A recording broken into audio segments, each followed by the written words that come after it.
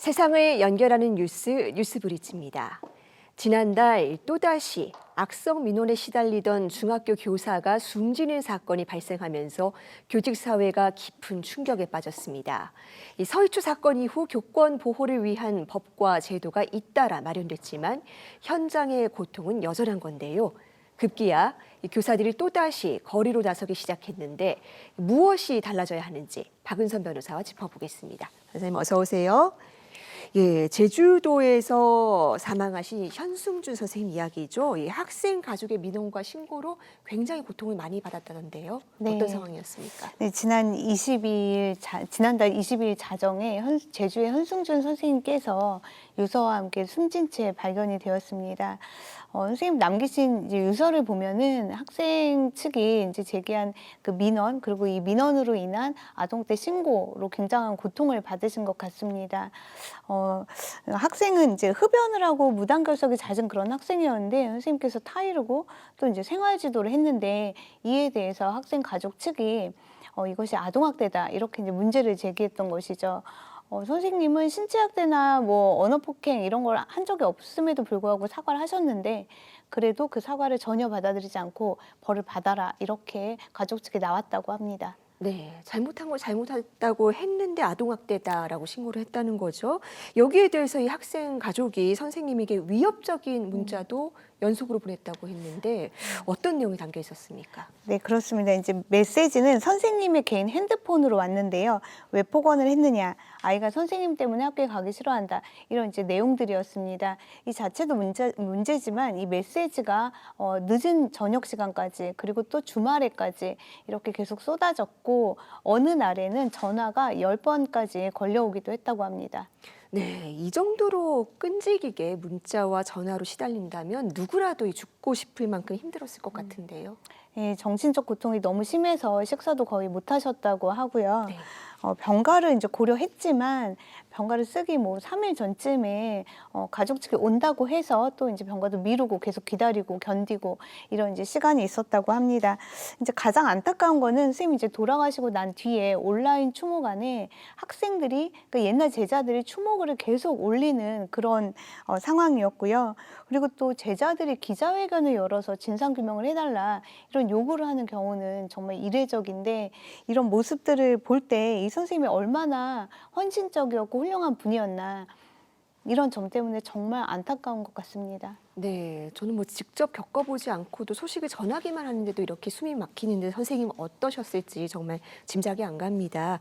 이렇게 학생 측의 이 악성 민원이나 무분별한 학대 신고, 이게 현행법상 문제가 없습니까? 저는 모두 범죄에 해당하는 행위라고 생각합니다. 먼저 근무 시간 이후에 또 근무 시간 이후 늦은 시간까지 또 이제 주말에도 반복적으로 아동학대 신고 위협을 하는 문자 또 이제 비난하는 문자 이런 이제 공포심을 느낄 만한 그런 문자를 계속 반복적으로 보내는 행위는 흔히 이제 스토킹 범죄라고 하죠. 정통망법상 불안감 조성죄를 구성할 수 있습니다. 그리고 정당한 생활 지도를 했는데 이게 이제 아동학대였다라고 이제 허위로 신고한 것 이것은 무고죄를 구성할 수 있습니다. 이 점에서 저는 선생님께서 왜 이렇게 약하게 나오셨을까? 강력하게 형사적인 맞대응을 하거나 하지 않더라도 내 아이 기분상해죄가 아동학대냐 그거 아니다라고 하면서 강력하게 항의하셨어야 되지 않나 이런 생각이 드는데요. 그런데 또 그렇게만 생각할 수 없는 것이 현행법상 무고죄를 고소를 해도 이게 인정되는 경우가 거의 없습니다. 선생님도 분명히 그걸 아셨을 거고 그 점에서 몇 배의 좌절감, 무력감을 느끼지 않았을까 이런 생각이 듭니다. 아까 뭐 이 학생이 중학생인데 뭐 흡연을 한다든지 여러 가지 문제 행동을 먼저 보였던 거지 않습니까? 이런 행동에 대해서 선생님은 생활 지도를 한 것인데 이런 상황에 대해서 아동학대 신고를 한 점, 이걸 무고로 인정하기 어려운 겁니까? 네, 현행 아동학대 처벌법상 그렇습니다. 그러니까 처벌할 수 없다가 아니라 사실상 그렇습니다. 왜 그러냐면 다른 죄와 달리 이 법에서의 아동학대는 의심만 있어도 신고가 가능합니다. 인지해야 신고하는 것이 아닙니다. 따라서 막상 이 사건의 경우에도 가족 측이 의심이 됐었다. 그래서 신고했다. 뭐가 문제냐라고 하면 무고죄가 유죄가 이제 인정이 안 되는 거죠. 그래서 이런 이제 한계가 있습니다. 네, 현실적인 어려움이 있었겠습니다. 네.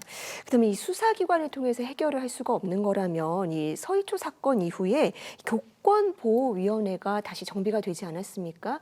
이 조직을 통해서 문제를 해결할 수는 없었을까요? 그러니까 서희초 사건 이후에 이제 여러 가지 정비가 되면서 교보위의 대상으로 되는 행위들이 굉장히 많이 늘었습니다. 그것은 이제 성과인데 문제는 교보위의 실효성입니다. 네. 학생이 교보위에서 처분을 받으면 생기부에 기재가 되니까 그 강제력이 상당합니다. 그러나 이제 학부모와 같은 그런 성인의 경우에는 학생이 아닌 경우에는 강제력이 거의 없는 거죠. 뭐 수강명령 이런 게 나왔다. 근데 지키지 않는다. 그럼 뭐 과태료 외에는 그거 외에는 강제력을 할 수가 없고 과태료도 내면 그만이기 때문에 현실적으로 이를 따르지 않을 때 뭐 어떻게 할 수가 없고 그러니까 또 두려워하지 않는 거죠. 네, 짚어볼수록 이 현행법과 제도에 문제가 있다는 생각이 드는데 어떤 대안이 필요할까요? 네, 저는 일단 악의적인 아동학대 신고를 하는 그런 학부모 등을 무고죄로 처벌할 수 있도록 그 아동학대 처벌법이 개정되어야 한다 이렇게 생각을 합니다. 의심만 있어도 신고할 수 있도록 하면 아동 보호에 있어서 굉장히 효과적입니다. 근데 이제 문제는 교사들이 지금 정말 죽어나가는 현실입니다. 이 현실을 분명히 인정해야 되고 그렇다면 지금 어쩔 수 없이 부득이하게 교사에 대해서는 또 학교에 있어서는 이렇게 의심만 있어도 신고가 되는 이런 부분을 개정할 필요가 있다. 배제할 필요가 있다. 이렇게 생각을 합니다. 그리고 또 선생님이 참겠다고 해도 이렇게 악의적인 아동학대 신고를 하면 교육청이나 학교가 의무적으로 신고하는 그런 의무신고 제도를 도입하는 것도 필요해 보입니다. 무고죄로 의무적으로 신고나 고소를 하는 거죠. 그리고 현행 아동학대 처벌법은 경찰이 무혐의를 인정해도 반드시 검찰로 올라가게 되어 있습니다. 근데 이것도 바뀌어야 되는데 이제 관련해서 교사 출신 백승하 의원님이 발의한 개정안이 있거든요. 이게 이제 국회에서 빨리 통과가 되었으면 좋겠습니다. 두 번째로 이제 교보의 강제력이 문제인데 저는 이게 좀 급진적일 수 있지만 초중학교와 같은 의무교육기관에서도 지나치게 악의적인 민원을 제기하고 뭐 이렇게 해서 이제 교보위에서 퇴학 처분을 내릴 만하다. 그러면 퇴학 처분이 필요하다고 생각합니다. 현재는 이제 의무교육기관은 퇴학 처분이 안 되게 돼 있거든요.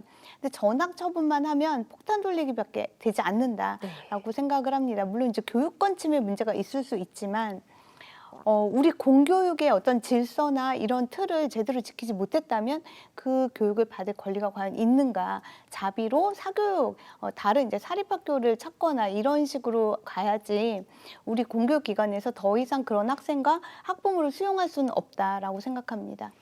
네, 교사가 악성 민원에 무차별적으로 노출되고 있는 현실. 그런데 사실 이 서희초 사건 이후에 특히 이 민원 응대 시스템에 대해서는 여러 번 강화하겠다고 약속을 하지 않았습니까?